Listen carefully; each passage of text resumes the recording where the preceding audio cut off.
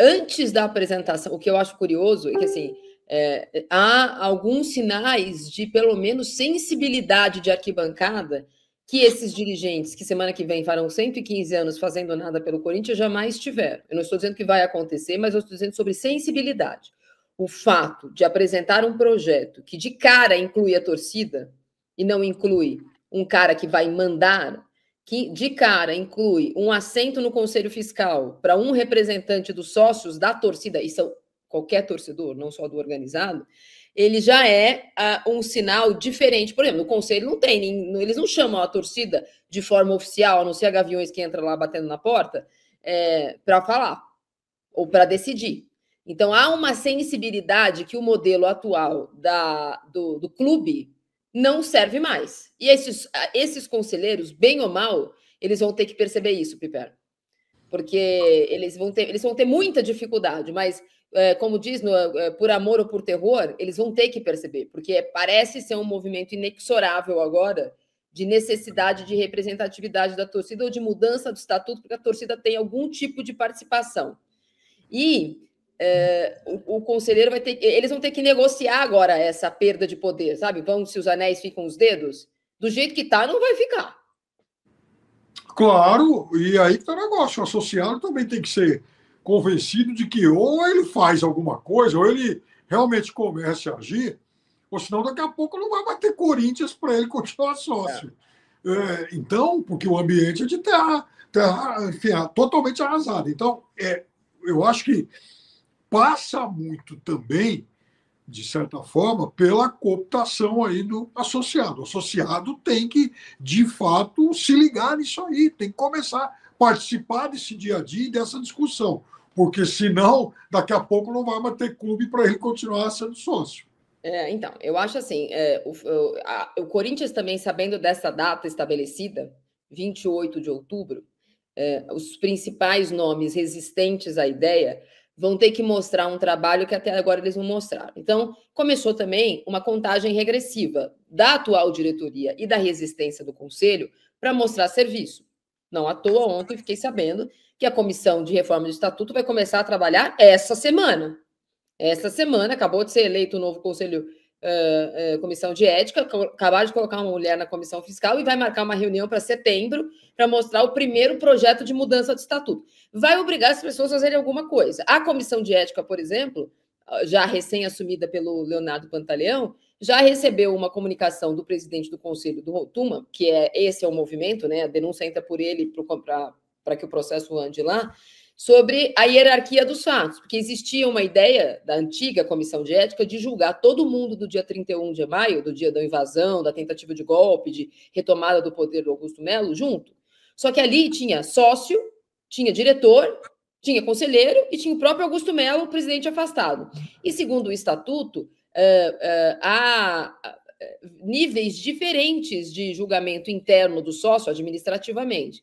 Então, por exemplo, se julgar todo mundo, para fazer uma paralelo com o golpe lá do 8 de janeiro, se julgar todo mundo na mesma instância, há a possibilidade do sócio, por exemplo, dizer que ele perdeu uma possibilidade de recurso, porque o sócio, segundo o estatuto, ele tem que ser julgado numa comissão especial de ética de sócios e depois, eventualmente, recorrer à comissão principal. Se julgar todo mundo na comissão principal, como estava querendo fazer a comissão anterior, o sócio pode falar, não, esse processo foi maculado, eu quero anular o processo na justiça e anularia o processo de todo mundo. Então, agora há uma determinação ou uma vontade da nova comissão de ética de julgar caso a caso, e quem é sócio, e quem era conselheiro, e dirigente, diretor, porque são instâncias diferentes, segundo o Estatuto do Corinthians, a lei vigente nesse atual momento.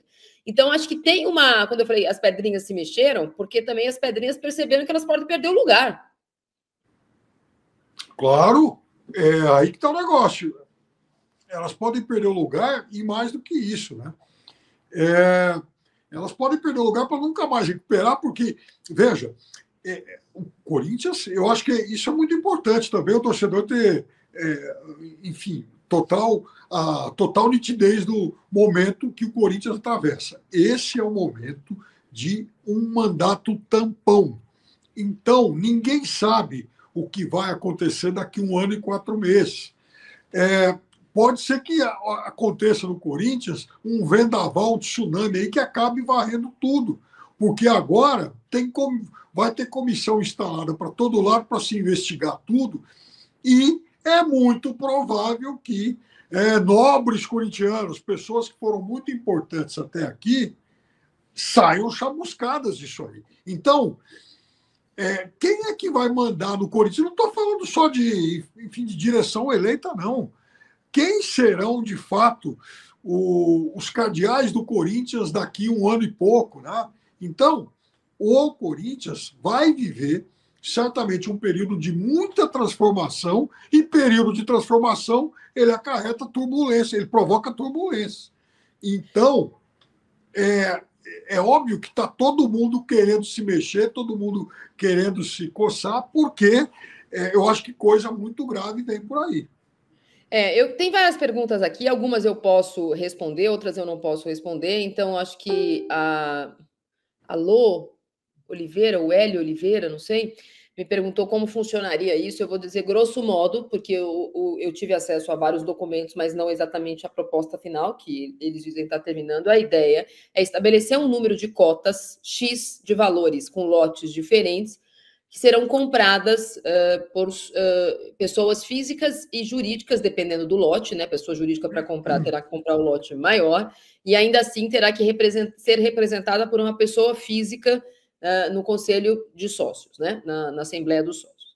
Essa quantidade de cotas colocadas no mercado para serem compradas, no primeiro momento, deverão chegar até 1 bilhão e 600 milhões de reais para os primeiros, captação disso para gerar o clube nos primeiros 5 anos, e aí, obviamente, os recursos que entrarem no Corinthians também serão usados pelo departamento de futebol. Em contrapartida ao investimento e à gestão profissional, o que os investidores querem é autonomia total na administração, com repasse ao clube Corinthians da maior parte do lucro, eventualmente, porque o que eles estão pretendendo fazer é comprar 45%, 46%, sei lá, um número X de cotas do departamento de futebol. O Corinthians continuaria sendo dono da maioria. O lucro seria dividido entre os sócios e, obviamente, o Corinthians sempre ficaria com mais disso. Porém, o Corinthians, os dirigentes do Corinthians não dirigiriam mais o futebol. A direção do futebol, a administração do futebol seria feita pela Safiel e pessoas escolhidas pela Safiel.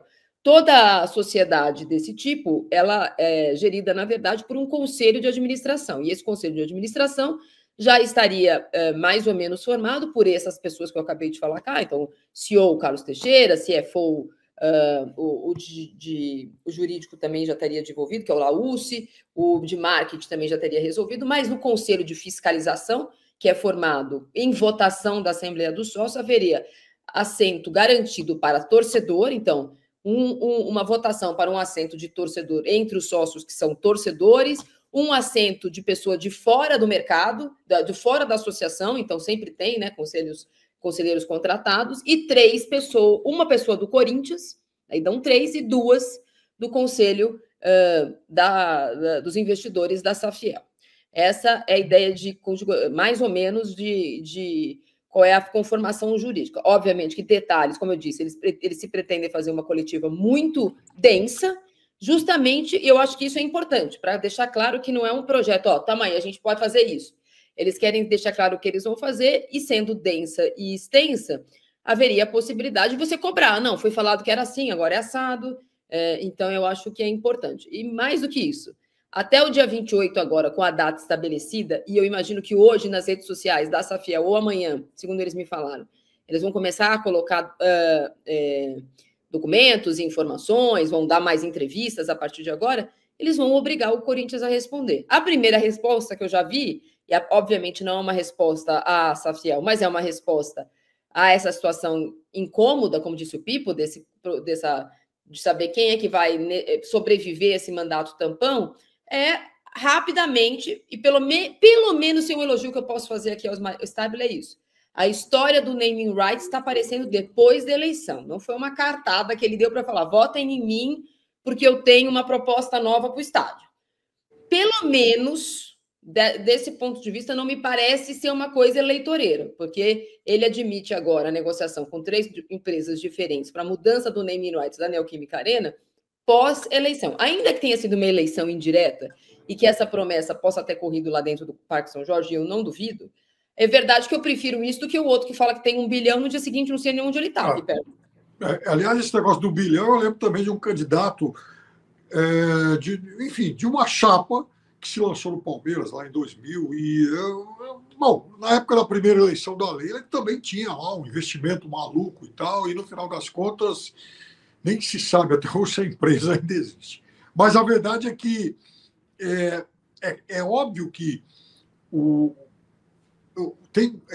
essa não é uma proposta fácil, repito, porque ela implica no afastamento exatamente de quem está no poder hoje, de quem está no poder, de quem sonha em chegar. Bom, nós vamos agora abrir mão do comando do futebol do Corinthians em nome de uma empresa, de um grupo que vem agora montar uma outra arquitetura de poder. Nessa arquitetura de poder, o conselheiro do Corinthians, ou, enfim, o tradicional corintiano, ele está excluído. Nós não vamos participar. O clube não vai, os representantes do clube não participarão disso. Então, é claro que olha isso... coisa boa, Pepeno. Nossa, então, covinhas ou não, tô brincando aqui, não tô, mas olha que só de você falar isso, metade da torcida falou: "Não, eu quero, não sabe nem o que é, mas eu quero". Então, exatamente. Agora, mas aí está o negócio. Será que os conselheiros do Corinthians, os de situação e os de oposição, temos um problemita, né? Saberão lidar com a grandeza do momento para falar, bom, vamos então dar uma chance para essa alternativa? Porque, veja, esse não é um modelo exatamente inédito aí pelo mundo. Você pega, por exemplo, o Bayern de Munique, o clube tem um pedaço, várias empresas também estão lá, enfim, compraram fatias dessa pizza toda, mas lá, diferente dessa ideia do Corinthians, ainda dessa ideia da Safiel, ainda são os representantes do clube que comandam o clube. Agora, de qualquer forma, também aquilo mostrou-se uma arquitetura bastante engenhosa, mas altamente rentável, né? O clube se deu muito bem, o clube ganhou muito, o clube cresceu. No caso do Corinthians, o modelo teria alguma semelhança, digamos, na sua composição societária, alguma semelhança com o que tem no Bayern, mas diferente em relação à estrutura de comando. Eu acho que o grande obstáculo é exatamente esse. É o atual comando do Corinthians concordar em ser alijado dessa, digamos, estrutura de poder. Pipo, eu acho engraçado, né? Conversando com as pessoas, o quanto é revelador algumas palavras, sabe? Atos fatos. Então, assim, você tem toda a razão. O principal adversário do Corinthians nisso é o Corinthians. É o Corinthians do jeito que ele é montado até aqui. Os 300 conselheiros, como diria, 300 picaretas, né? Com a música do Paralamas do Sucesso. Os parasitas da carteirinha, vai. E o fato de ter se sedimentado uma ideia de que é o Parque São Jorge o dono do Corinthians, e não o Corinthians dono do Parque São Jorge. Porque é o Corinthians que é dono do Parque São Jorge. O Corinthians tem bens, entre eles o Parque São Jorge. Claro. Então, o Parque São Jorge tem uma importância, deve ter uma importância, o sócio tem importância para o Parque São Jorge. O conselheiro tem que ter importância para o Parque São Jorge. O Corinthians não é o Parque São Jorge. O Corinthians é a torcida, é o estádio, é o CT, o ônibus, é a igreja de São Jorge que tem lá dentro, é a biquinha. O Corinthians, os Parques São Jorge não é dono. O Corinthians foi criado, não existia Parque São Jorge. Era o campo lá da Zona Norte. O Corinthians é o marco do Bom Retiro aqui em São Paulo. Então, há uma inversão de valores nesses 115 anos do Corinthians, do Parque São Jorge ter se tornado dono do Corinthians, da rua em volta, do terrão, né, do que eles foram pegando ali em volta. E não é isso, é o Corinthians que é dono do Parque São Jorge.